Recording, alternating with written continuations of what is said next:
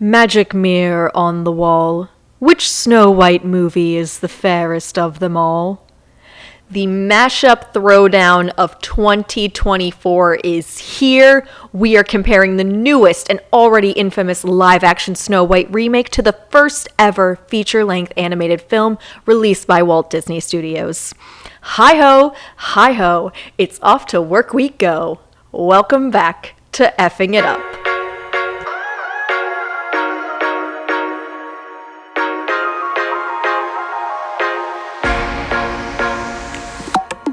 Welcome back, Feral listeners. It's happening. We did it. If you saw our Instagram story, Laurel and I had the entire theater to ourselves and were able to watch the new Snow White movie and just let all of our thoughts and expletives out into the open. I don't even know where to start. Maybe I'll just do a quick Snow White summary. I'll kind of do a summary for the original film, and then we can kind of talk about where deviations happen with the remake. And deviant. What a good word for what we're about to talk about. Oh, Lord.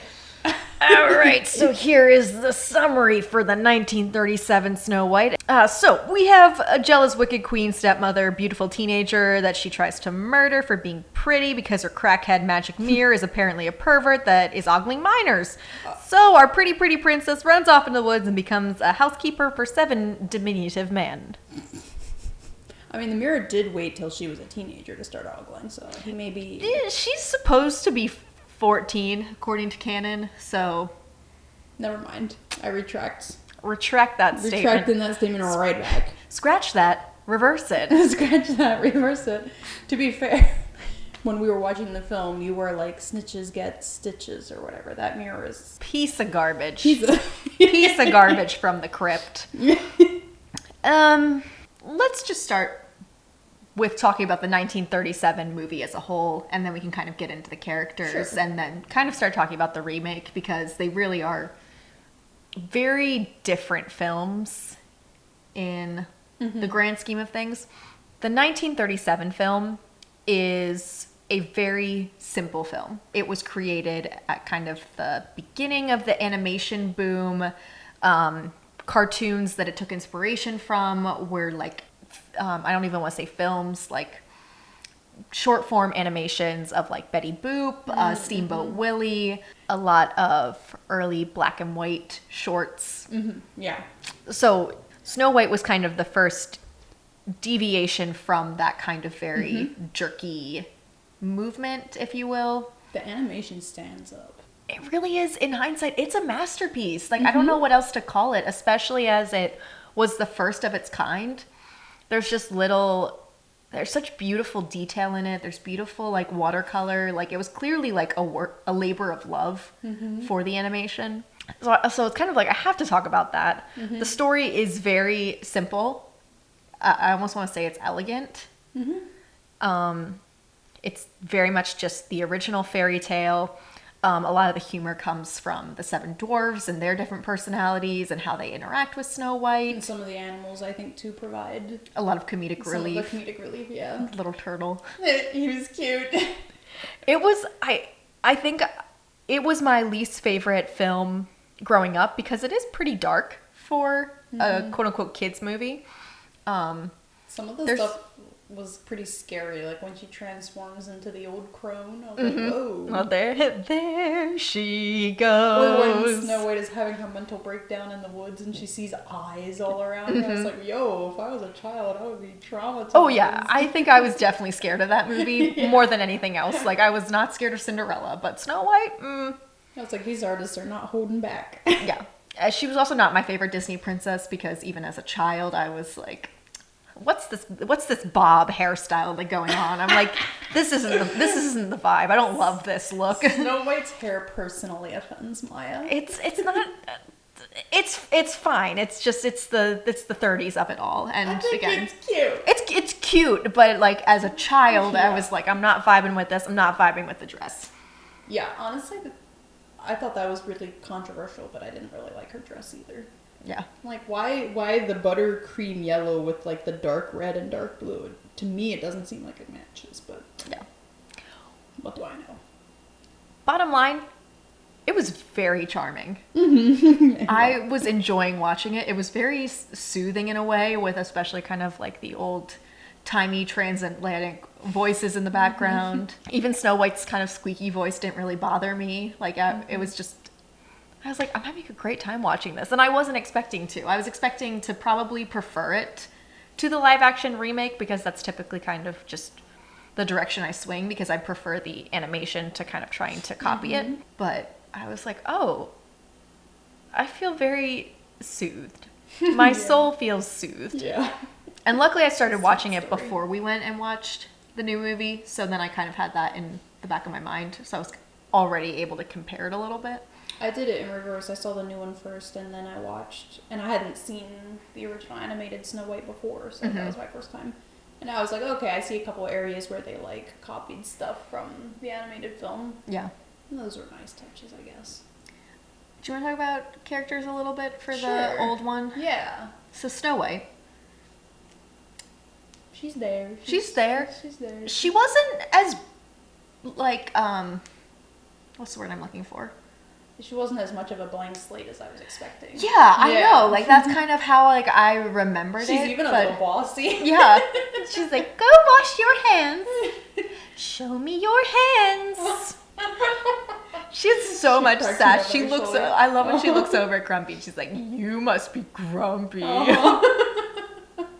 Whoa. Like, I'm like, somehow she walks that line between, like, being condescending and so sweet and kind. Like, you feel she's a genuinely good person, but also she's not gonna not read you for filth. Yeah, she's got some gumption. Yeah. Yeah, I actually really enjoyed her characterization.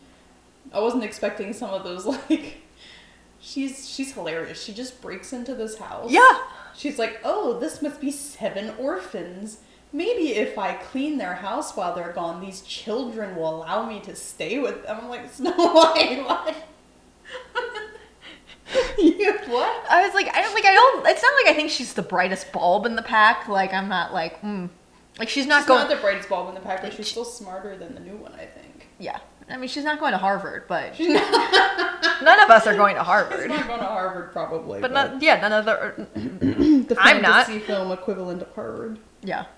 Nah, she's great, though. I so enjoy that empty-headed little twink of a prince Oh my god. that just shows up in his pantaloons and is like, oh, beautiful. What was he doing there? Like, why was he just traveling around? He's just wandering. He was like, I just need to find a woman who can sing. Yeah. That's all it That's takes. all he wants. Honestly, what a hero. I know. I was like, I'm not even mad at you. I know, right? It's so innocuous. Like, I can't be angry at I can't be angry at anything in this movie. To be fair, he just sees some, like, girl. He doesn't even know she's a princess, by the way. Just singing to herself in a well. Yeah. Or at a well, I should say. And he's like, she's the one for me. You know what? Valid. He's like, I like her. She's got little clogs on and she sings. She's a little weird. I like her. Yeah, honestly, he was kind of great too. Yeah, really unproblematic. I know. Even He's only in there for, like, only at the end, and then also it's kind of like the implication is not that he just stumbled upon a random woman, but he had been looking for her, and and searched he far and wide, or whatever they said. Yeah. went to pay his respects. Gave a little smooch. Yeah. It was a chaste little smooch. Very, very chaste. Very much past the Hays Code. Very unproblematic. Yeah. As unproblematic as kissing an unconscious woman can be. Yeah. I love the dwarves. Yeah, they're all right. They're okay. Yeah. I like them. Kind of weird. They're kind of weird. But everything about I think the 1930s was weird, so that kind of makes sense. Meanly named, like, dopey. Yeah. Grumpy. Bro. What? Bro. I thought you were saying, like, that's one of the names of the dwarves. Bro. Radical Snow White. Radical Snow White. Anyway. Yeah, the dwarves are cool. The queen. Love her. Love. An icon. She is serving. She I tell is you serving. what. I was like, what a petty biatch. Yeah, exactly. I love the design on her. Like, Oh, just, yeah. She's so, like, she's also so intimidating. Like, it's kind of fun because it's clear to see, like, what stars at the time, like, they probably took influence from. She really has an Elizabeth Taylor vibe to her. Or, like, a Hedy Lamarr. Okay, Yeah. I love that she's, like, actually scary. Like, She's just a bad girl. Yeah, she's just a baddie. She's just a baddie. She's like, I will murder until she's gone. I will kill every person who has genetically symmetrical features in this land. I mean, fair enough. Fair enough. Fair enough. I like when she walks past the skeleton as she's leaving, and it's like, oh, you want some water? She's the worst. Or when she's like, screw you. Or when she's like, here, take a bite. It's not for you. To the vulture or whatever it was. Or the crow, I guess. Anyway, it was just funny. She's just a nasty-hearted little lady. Yeah, it's great. I love when there's a villain who's just a villain. She's just pure evil. And she's just the worst. She's amazing. The worst. No backstory. Like, she fits the Palpatine genre of villains. Where it's just like evil for pure evil's sake, but having a great time. Yep. We love to see it. I love to see it. I'm telling you, like, this is. They're happy out there, Maya. I know. They're cheering. I'm trying It's a really stadium. hard to focus, but You're doing my great. dreamy persona. It's okay. I can help you because I think it's time to pivot and talk about the live action remake. Oh boy. I don't even know where to begin unpacking all this. I think we're gonna skip over any of like really the outside controversy. I can just allude to it and say that Rachel Zegler made some comments that people didn't like about it's not gonna be like the original film. She's not waiting for a prince to come and save her, which looking at the history, it's pretty typical that the live action remakes, like the lead princess actors have kind of pushed that narrative because that's kind of what Disney's trying to market in the current century we're in. I don't think it came across well, but really wasn't that different from what other people have said. May I interject? Please interject. I would argue that the original Snow White isn't waiting around for a prince to save her. Like, she goes out and does her stuff, and the prince does come and save her, but she was not waiting for that. Like, she was doing her thing. Yeah, she was doing her thing, and then because she was kind. Yeah. I don't love the narrative that got pushed about Disney princesses being passive. I really hate it with Cinderella. Like, Cinderella is an enduring and abusive living situation. Truly is, yeah. I'm like, I've never looked at someone that has like a rough home life with their parents and gone, why don't you just freaking leave? Oh, gosh, You're just waiting for a prince to come save you? Oh my god. It's just kind of the conversation we have about like wanting realism in our fantasy movies instead of like kind of going back in time, looking at the time period they were made in and going, oh wait, this was realistic for the time period and actually, probably progressive for the time period. Yeah, absolutely. I mean, the central characters are the Queen and Snow White. Everyone else is, Secondary. Yeah. I consider that fairly progressive for the time. Yeah. It's like, also, yes, like, she's cleaning the house. She's cleaning the house in exchange for room and board. So that these orphans will let her stay. But again, it's like, yeah, she has a reason. I feel like you really downplay kind of art of the past if you kind of just reduce it down to like a clickbait sentence, if you will.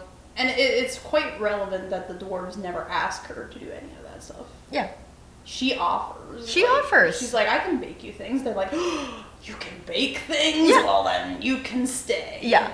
Yeah. But they didn't say clean for us or else. She's like, this is how I will earn my room and board. Yeah. It's an even exchange of labor. Yeah. She needs somewhere to stay. She needs 7 beds to lie on. And then they go and sleep in the cabinet so as not to disturb her. Because they're gentlemen. They're little gentlemen. Little gentlemen. But anyway, so that kind of covers... That basically covers any of the external controversy. I think we know what Disney's MO is these days. Cha-ching! Cha-ching, So baby. all decisions kind of filter down from that point, and it's just getting more and more obvious.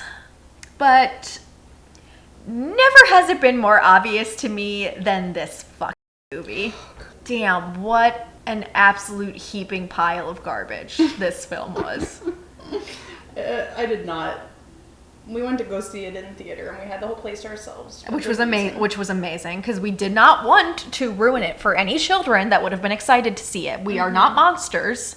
We complain for all of you who wish to hear it. We would have had to hold it all in. Yeah. But we didn't have to, because there's no one else there, so... That was a blessing. Our screams of agony, we just let them rip. Yeah. Yeah. There were a lot of expletives. A lot of wailing. A lot of expletives. Begging the Lord to end my suffering. It was, yeah. Through the whole thing. Should we start talking about characters and then kind of talk about where the story deviations happen? Sure, yeah. From the original? Yeah. Honestly, in the whole of the movie, I think Rachel Zegler's Snow White is probably my favorite performance, because she is very talented. She does have a beautiful voice. Yeah, she does have a beautiful voice. I'll give her that. Despite her outside comments about the film, it was clear that she really kind of put everything she had into it. Wasn't enough to save the film, but I gotta give her credit. She did try. Yeah. But there's no escaping the worst script that you've ever read in your life. I don't understand how this film even got made. Like, What did you said it felt like AI wrote it. It does. It really does feel like, it makes me suspicious that maybe it was. It felt like they made AI watch all the iterations of Snow White, or all the adaptations that were ever made of the Snow White story, like Mirror, Snow White and the Huntsman, Once Upon a Time, the TV show. God, I would so much rather watch Once Upon a Time. Oh my gosh, right. You said that while we were leaving the theater, and I was like, dang, what I wouldn't have given. Would kill for some Alana Parrilla as Regina Mills and Jennifer Goodwin as Snow White. Please. She was an excellent Snow White. She was great. Even with the stupid hair. Even with the stupid... Well, her hair's better, I think. Yeah. I prefer her pixie cut to the... Yeah, no, it was cute. I've heard people refer to it as the Lord Farquaad bob. Lord Farquaad bob! I messed up. It's not great. It's hard to make someone that pretty look that unflattering, but boy, did they just give it their best shot. We're talking about the movie again? Yeah. Yeah. I thought Snow White, I wouldn't have, like... She just seemed really stupid. Yeah. Like, she's lived in the castle her whole life, and she doesn't know what kind of person her stepmother is. Again, the writing... What? The writing absolutely did not add up, because in one scene, like, she would say one thing, and then in the other scene, it's like, they want you to know that she knows she has this woman's number. She knows this is a bad person. Like, they wanted her to be naive and all-knowing at the exact same time. It didn't work. They didn't let her be flawed, which came across as an disingenuous performance. She has no flaws. Yeah, she's kind. She cares about people. She's brave. She's brave. She's smart. She's like, they wanted her to be a superhero, basically. Yeah. But even superheroes, even the compelling ones, have flaws. Yeah, but they were too scared to let her be flawed because, again, people don't like flawed female characters. How can? But they just don't like female characters, so that kind of a lose-lose there. But how can Disney like churn out stuff like this and then turn around and make the most like amazing films you've ever laid eyes on? That's what blows my mind. It's been a while in that studio. It's been a while, Laurel. Maybe it has. It's been a while since we've had a good one. What was the last good Disney film you saw? I'm thinking maybe Frozen. Oh, good. Back in, 2016? No, earlier. Hang on. 2014. Yeah, maybe. Well, is Encanto a Disney film? Yeah, Encanto was released by Disney. So that one was good. I loved that one. Yeah. So it's been 4 years? Yeah. Because they realized they can just churn out shit. And people will still pay to watch it and take their kids to it because people don't care what kind of media their kids are consuming. Mic drop.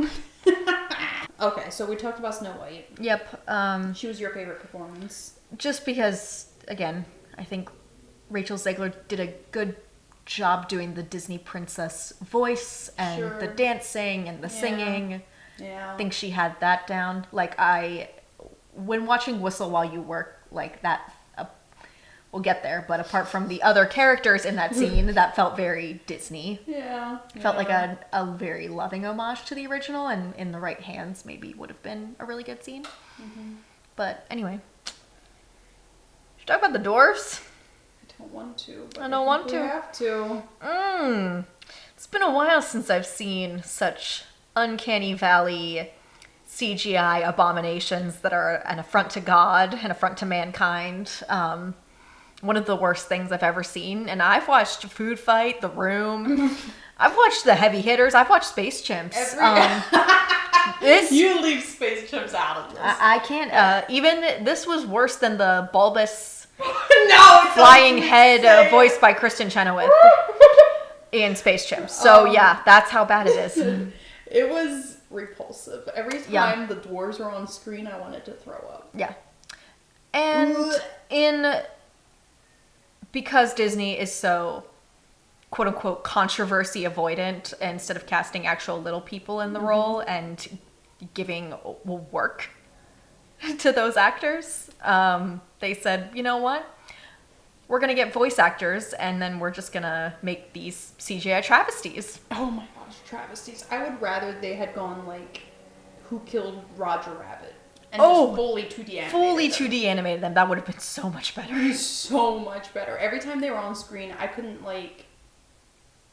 Everything about their movements, their so empty awkward. eyes, like just their ugly character design. No, why? Why are they so distasteful? Yeah. Like, what in the uncanny valley was going on? Like, I have not seen animation that bad in a really long time, especially in theaters. That was just really terrible. The characters didn't even matter. Like I couldn't even look past the character design. I couldn't either. I could not care a single thing about any of those dwarves. Yeah. Like, I wanted to care about Dopey because he probably had the most compelling arc, if you will, but it was so simple and so distasteful, and I don't know what they were trying to imply with his character. I know, like, it's kind of weird too, because I said to you before, it's like, oh, he's too scared to talk. That's kind of... It's kind of downplaying it a little bit. Downplaying any person who is nonverbal. Oh, you're just too scared to talk. Yeah, for how progressive this movie is and how empowered Snow White is. Like, it was like no positive messaging is coming across in this film. Also, she fully just jumps to, like, she meets him and he doesn't say anything and she's like, oh, are you just too afraid to talk? Mm-hmm. Like, where did you get that from, Snow White? Like, hello. Like, are you dumb as a brick? Yes. Yes. Yes, you are. Yes, she is. I have to talk about the prince. Oh, he's not a prince, though. No, right, he's not a prince. He's just the love interest, but, like, they were like, well, we don't need the love interest. It's like, don't need a prince. Okay, but you needed it to keep the spirit of the original story, was that she was awakened by true love's kiss, and you didn't go the Maleficent route and be like, oh, it can be the love between a mother and daughter. Mm-hmm. Like, that's a true love, you know? Yeah.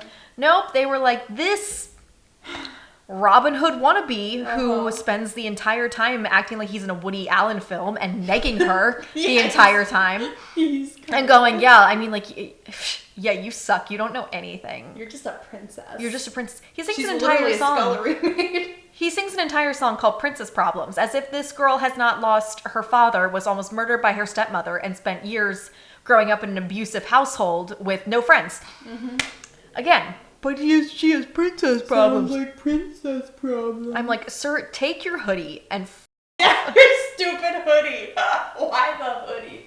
Just give him a cloak. It's a fantasy film. We'll wrap up talking about characters, and then we'll talk about atmosphere, and we'll talk about costume design a little bit. What about the queen? Oh, no, I'm saying in a little bit. Oh, okay, I'm sorry. But if you're ready, who else is there? Probably is time for the queen. Yeah. Well, I can say that Gal Gadot is very pretty. So mean. That's about all I can say. Okay, you said you wanted to talk about costume design later. Yeah. Okay. Because that was the only thing I really liked about her. Good for you.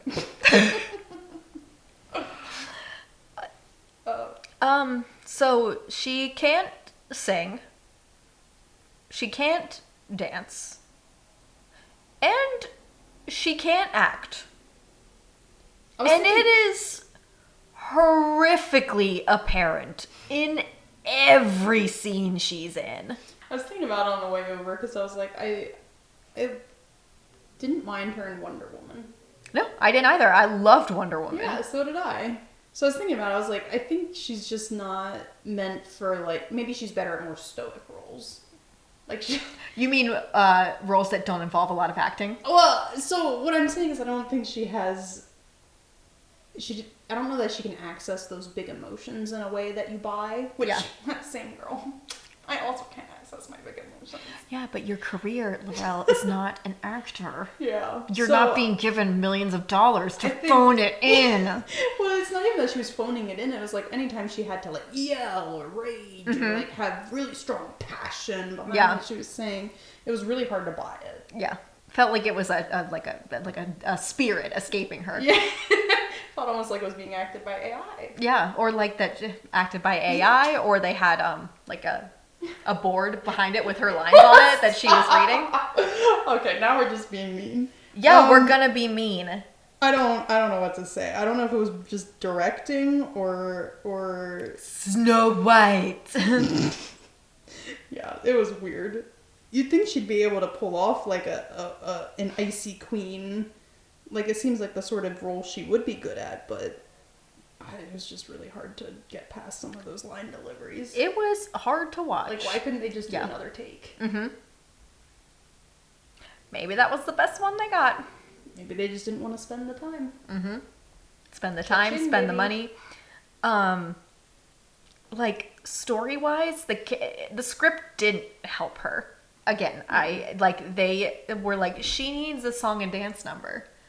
No, she did not. No, she doesn't. No, she doesn't. The movie could have been so much shorter. Oh my god. Because she doesn't sing in the original. She's scary. She's intimidating. She's just evil. Like, and they got it right in so many other adaptations. Like, Charlize Theron. Oh yeah. She's freaking scary. She's scary, right? And then Julia Roberts is scary in a different way because she's just petty and mean and is not going to stop at anything. Like, there have been people who have gotten it right, and like, this was just so empty. It was an absolute like shell of a movie. It was devoid of any like true message or emotion. Yeah. You know, like when you're just watching someone check off the boxes of like, okay, all right, so gotta have an apple. we need to have a backstory. So we need to have a backstory. We need a king and queen, and we need to plant the whole thing of she's gonna be a great ruler someday because girl power, go. Girl power. Again, we say this as feminist. Girl power. I'm not a feminist after seeing this film. Yeah. It turned me into an anti-feminist. Yeah. Just put me in a little apron and send me back to the kitchen. I'm done. If this is the kind of film that women make, then I think women shouldn't make films. Maya's uncanceling It was again. directed by a man. Oh, okay. Was that man? Good God, a 50-year-old white man whose credits include 500 Days of Summer, Day Drinker, The Amazing Spider-Man, Oh. and that My also makes Chemical sense. Romance music videos. Why was this man chosen for Snow White? Sorry, I mean, who the Amazing Spider. who is he related to? Sorry. Don't be sorry. Sorry. Mark Webb. Mark Webb, this was your worst work. You will never see this. This is the worst thing that you have ever made. And I think all the money that went towards your film degree was wasted. Oh my gosh. Anyway, what was I saying? Gets to him through the ether somehow. Yeah, well, the IMDb review bombing, that should do it. So he really doesn't need me to tell him that he messed up. I don't understand. We all make mistakes, Mark. What was I talking about? I was talking about the Evil Queen. I was talking about how it felt like they were checking off boxes. Like, we need this scene. We need What do we need? We need the apple. They're like, oh, what else? What else? What else was in that original? Well, we need the Snow dwarves. White- We need the dwarves. Snow White needs to be strong. Yeah. She can't need help. Yeah. Because needing help is weak. And they're like, oh, the prince. The prince needs to have a character. They need they need to say more than a few words to each other, which that's fine. Give them some interaction. It was lovely in the Cinderella movie. It was so cute that they had a meet cute. This was not it. He's just a jerk to her. He's just a jerk that's stealing her potatoes. And she's like one person to all the other characters, but as soon as there's a love interest on screen, she's like a different person. Mm-hmm. Felt like I was watching two different movies at the exact same time, and it was And I didn't like nauseating. Either of them. Yeah. They both sucked. Mm-hmm. Again, there were so many changes that were made in, I guess, the illusion of being progressive, and it just, nothing landed. Mm-hmm. Nothing felt more emotional or heartfelt the original. Everything felt so empty. I felt zero emotional connection to any of the characters, to any of the scenery.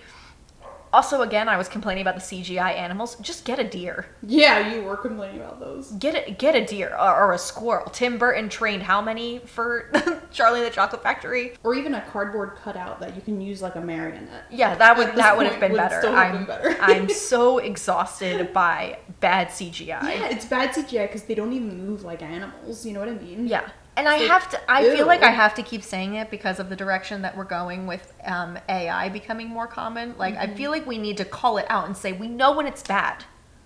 We can see it. We can see how bad it is. We can see how lazy your animation is. So if a person is able to make something that lazy, you think the robot's going to do any better? I don't think so. I feel like there definitely was AI used in the creation of this film. Yeah. Like, I don't have any proof to back that up. It's just a gut feeling. It's just a gut feeling. It's like, just, whether it was yeah. the script, whether it was the animation, whether it was like... Yeah, I mean, to be fair, Ghostbusters didn't have any AI used in it, and That one also sucked. that one also sucked, so... This was worse than Ghostbusters, though. Yeah. Ghostbusters at least made me smile once or twice, I think.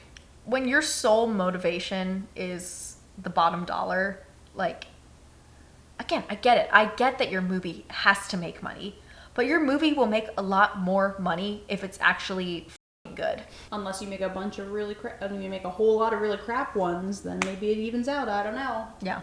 You can make 20 crap films in a period of 4 years, and then you can make one really good movie in a period of 4 years. It's sad that a studio that once produced incredible art, Groundbreaking groundbreaking art. Like, it literally advanced the boundaries of what was possible. We added a category for animated films because of the original Beauty and the Beast film, because it won an Oscar. An animated film won an Oscar, so we needed a new category for it. That was the kind of groundbreaking work that Disney was known for. And Snow White and the Seven Dwarfs is the beginning of animated film as we know it today. And Snow White and the Seven Dwarfs live action remake is the end of Disney as we know it. You might be right. I just want to say one quote kind of before we wrap this up. Yeah. I think we all know Laurel's distaste for any kind of romantic content, What? sexual content, any kind of nudity in a film. Ew. We left the movie theater, we walked out onto the sidewalk, and we just stood there staring at each other for what felt like a good 2 minutes. Laurel said to me, you know what? I would have preferred nudity. That's true. Just And so that, you know what? I stand by just that. if that gives you any indication of just how repulsive this movie was It to was us, bad. Laurel would rather see a naked person. Ew. It's true, I would. And that's saying something. Yeah, gun to your head, would you rather watch that movie in its entirety again or see one naked person for 5 seconds? Definitely as option B. Yep. It's gotta be. When it comes down to it, the guns to the head, that's what I'm choosing. Perfect. Sorry. Good to know. So here we are at our closing statements, and we have the question that we always ask. Did the remake add anything of value to the original, and did it did it justify the movie being made? I think we can say that is a resounding no. Don't do this again. Please stop. This was bad.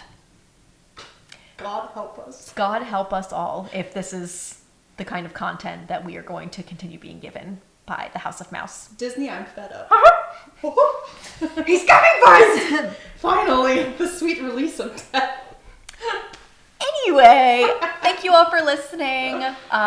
Get ready to tune in for our next episode when we talk about our top 5 best and worst live action Disney remakes. We're just going to keep this ball rolling. We're going to keep the hate train going. That's right. Woo-hoo. And as always, beautiful listeners, we hope you keep it feral.